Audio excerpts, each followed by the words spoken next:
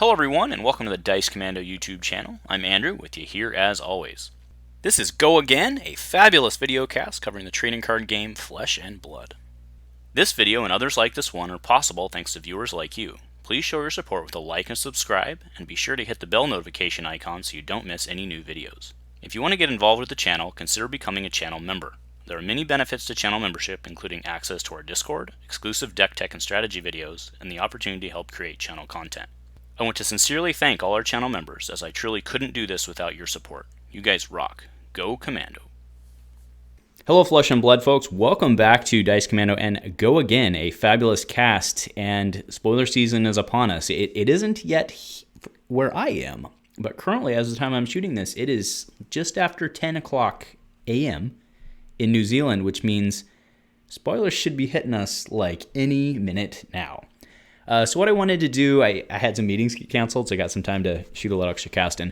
What I wanted to do was kind of rehash a video that I did back right before Monarch dropped, talking about what I'm going to be looking for during spoiler season and first into the set, and primarily what I mean is which hero am I going to focus in on.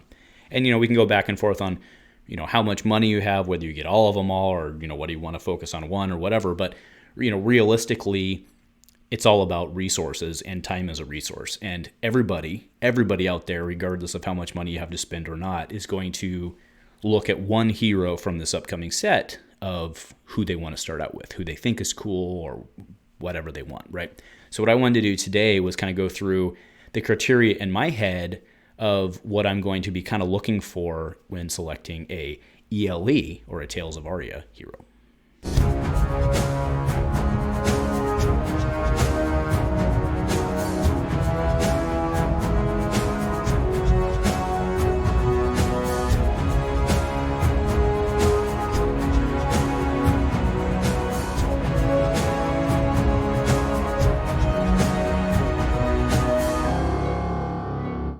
Hey folks, so thanks for tuning in. Like I said, this was kind of an ad hoc cast, but I thought it would be fun because I've kind of been thinking about it anyway. And again, I referenced that I had made a video of this before Monarch, and interestingly enough, there are some things that have changed. Right, this isn't just a rehash of the video. I think I learned. I think we all did, but I definitely learned some things in Monarch of what additional things to, not really additional, but kind of different views on things, and what to look for on heroes that don't, it's different. Things have changed, right? We've learned more about the game. I think that's really what it is. So while some of these points are going to be the same, I think there's more we've learned. Now, another thing I really want to put into context for this set, because like I mentioned, many of us are going to focus in on one hero, and a lot of that has to do with saving financial resources, right? Just minimizing our purchase, starting somewhere, you'll get 8 different, in your box, you'll get 6 different Majestics, and 2 of them will be what you want, and you'll trade the other 4 for what you want, right? And such. So one thing I do think is going to be very interesting to see how it flushes out in this set. We know everybody in this set is elemental focused, right? So what's going to be interesting is, from a crossover perspective, usually it's like, oh, well, Warrior uses Warrior cards, and Runeblade uses Runeblade cards, like, obviously, right? So, but now that everybody's an elemental, there might be, like, a huge amount of crossover, right? So whereas in the past, you'd be pretty safe saying, all right, we're going to do a case by, my play group's going to do a case by, I'm going to get Warrior, I'm going to get Runeblade. I know there's not a case that does that. Well, I guess there is in Monarch, but not really. Anyway, you understand what I'm saying, right? You divide the classes up and you'd all be fine doing that.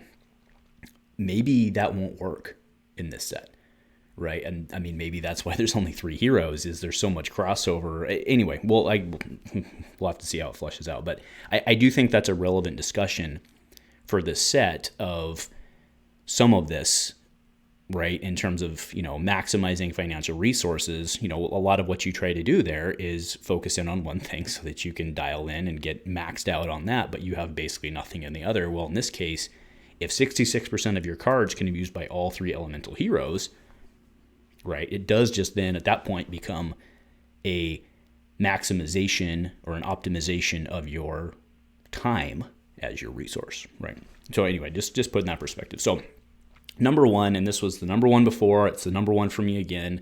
I learned my lesson with Ranger, and that's why, I may not be focusing on Lexi. We'll see.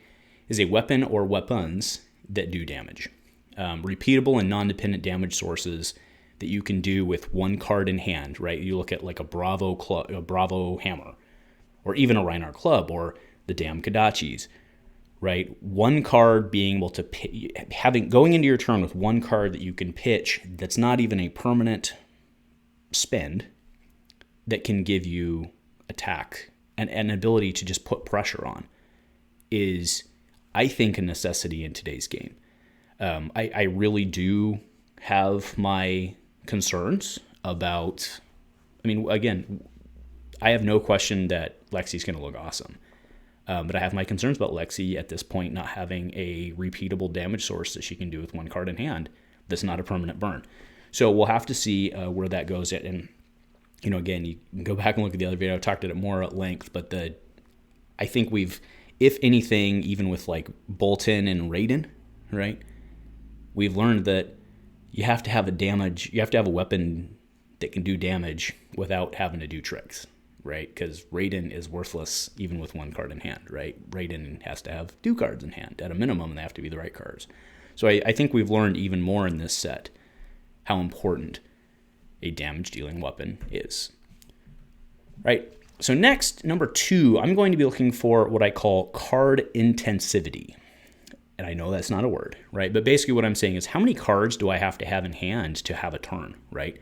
I want to be able to have a turn overall with 1 to 2 cards in my hand. This allows me to actually block. And furthermore, it allows for less matchup dependency. And what I mean by that is, if you go in and like if you're a Chane player, and you go in and that you're just going to be gas, you're going to do better in the long run. Generally, you're going to do better against somebody else who's aggro and trying to do the same thing than you are somebody who's able to control and mitigate while you deplete your resources. Right, with all things on a fair playing board.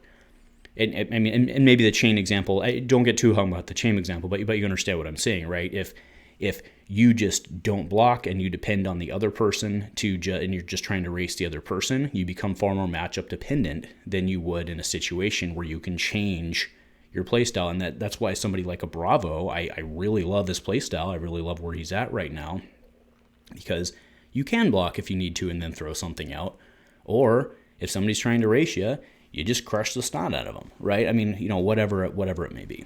This also removes your draw dependency, right? I have Boltyn up there as in the image. If Boltyn doesn't draw a card that lets him charge for whatever reason, just gets a bad draw, he can't charge. Doesn't matter how well you do it, you're screwed. And sure, see a block ahead, and I get it, but still you're left up a creek before you've even gone through your opponent's turn and your own turn. And then last, increases repeatability, right? Needing to have less cards, because sometimes you'll get the great draw, but your opponent also got the great draw, and you have to go ahead and block to prevent on-hit effects, and then you still have no turn, right? So the less cards you have to have, the better to do what you want to do. I don't think that's a groundbreaking statement in any TCG ever, right? But it is something that I definitely learned through I focus in on Boltyn first, and I definitely learned that card intensivity is important. All right, number 3, and this is really just a money thing for me. It's going to be card use crossover. So basically what that means is I want to maximize, in this case, my financial resources. How many of those cards can be used by other heroes? What I have in the example there is Dorinthea versus Sir Boltyn, right? I've made comments before on how Boltyn and Dorinthea are they're basically different classes, with the exception of some very important cards being the armor, the fridge, right? That matters. And it matters from a pocketbook standpoint is what I'm saying, right? So are my big cards, my Majestics, my legendaries, are they only usable for this hero, or to get more mileage out of my purchase, right? Like I recently... I straight up purchased a Footsteps. I had some store credit with Fab Foundry. Love those guys, right? Make sure to use the discount code and give me some credit too. discount code, or not discount code below, the affiliate link below. But anyway, so my point was I got a Footsteps, and Footsteps kind of feels like a bad purchase, right? Because like it's her only, right? Whereas if you were to buy an Arcanite Skullcap, you're like, all right, this is expensive, but like I'm going to get some serious mileage out of the Skullcap. So basically, what I'm saying is it's that logic applied, right? And another note, kind of to the point of what I said, this set may be really well positioned for just insane value. Because if all of the elementals have huge crossover, like let's say like the big elemental card from the set is, $30 or something like that. Let's hope it's only like $30.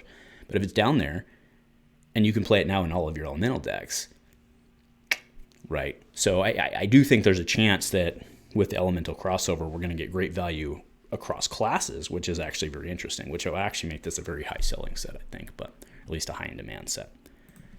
All right, number 4, and it's moved positions, but this is a direct repeat from before, a consistent and straightforward hero ability, right? A no or an easy trigger hero ability. What I mean by that is something, right, look at the ones I have there are good. Ira and Benji, those are good abilities, right? They kind of happen no matter what, right? Like Ira, she just gets the plus attack. Like she doesn't have to do anything to do it. Versus Boltyn, they can kind of, like, we've seen times where, like, they play around and you're like, oh, well, I guess I don't get my go again now, or whatever, right? Or I have to charge to get the ability to do, right? So, and again, I'm not trying to tear it on Boltyn. I'm just saying, Boltyn was the guy I put a lot of effort into this expansion. And, some of the things I learned from playing him were like, it really does hurt when you can't use Boltyn's ability because they can either play around it or you don't get what you need because you didn't block right? So again, I'm not trying to poop on Boltyn here. Boltyn's fine, but would you rather have an Ira type ability or would you rather have a Boltyn type ability? To me, the answer is very, very, very clear. Right, last, and this is, again, it's last because from a gameplay standpoint, it's the least important, it is, but it's also the most important probably to me and to many of you out there. We need to have a fun and attractive theme, right? It's a fun hero that appeals in theme. Like if you want to go play Lexi, it doesn't matter that she doesn't have a bow that deals damage. Go play her, right? But in addition to that, how I've expanded this is kind of what we talked about before are, in growth. Does this hero offer several lines of play? To that effect, I think Boltyn was an excellent choice in the last expansion of you have several different ways to play Boltyn. Prism is a great hero to get in on because you can do haymakers. You can kind of do a hybrid strategy. You can go all in on the auras. There's lots of ways to grow with them. Try different versions of the same hero. It's fantastic, right? It's great use of your great mileage out of your purchase, right? So anyway, that's it for today.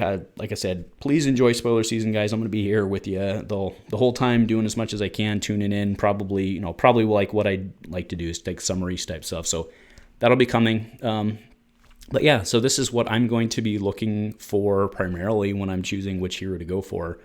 But again, don't discount the fact that the elementals might have a large amount of crossover, and like you might just play all of them. But either way, right? You're gonna select somebody who you want to start with, and that's the right thing to do. So I'm very curious to know, especially as spoiler season develops, and you guys are watching this video, what are you looking for, right? What are you going to be looking for in your first hero? What's going to bring you and give you joy out of those heroes that you want to go buy their cards? So let me know in the comments below.